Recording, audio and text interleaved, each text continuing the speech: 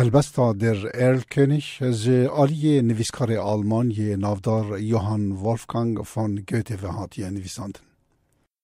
گوته جه سال 1749 تا سال 1832 بر همینوی بشکی گرینگن جه چاند و ویجه آلمانی.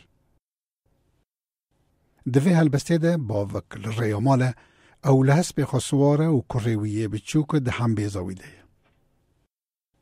دست پیکان هلبسته کسک ده پرسه wer reitet so spät durch Nacht und Wind? کیه سواره درنگی شوی وی بای قبه؟ یکی دن برسی واویده ده. Es ist der Vater mit seinem Kind.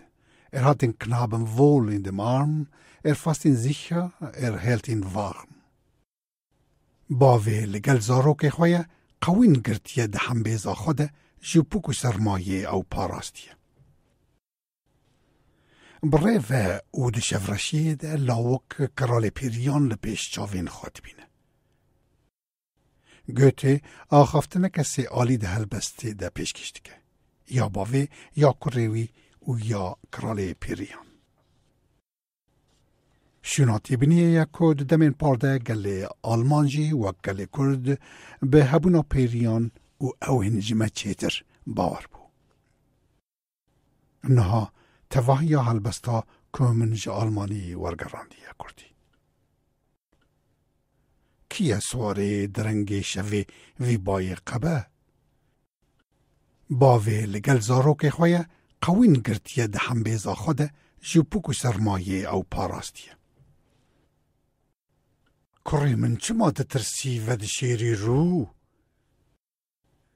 لو باو ما نابینی کرال پیریان تاج لسر سیری بدن بخفتان. کری من مترس او کمک مجه. از حیران لاو لگل من وره لیستکن بدو بلیزم بتره.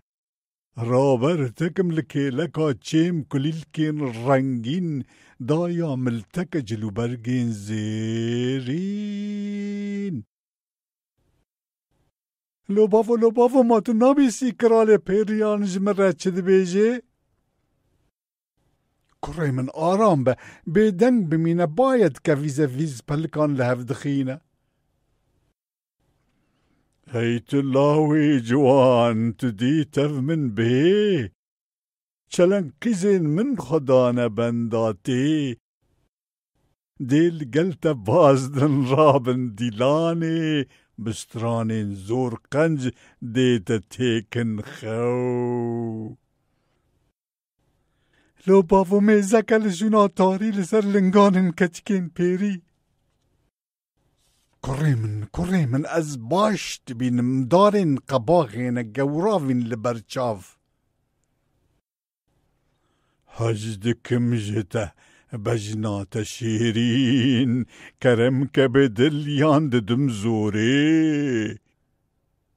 لو بافو هوا روایه دستاویت من کرال پیریان شاندگیان من.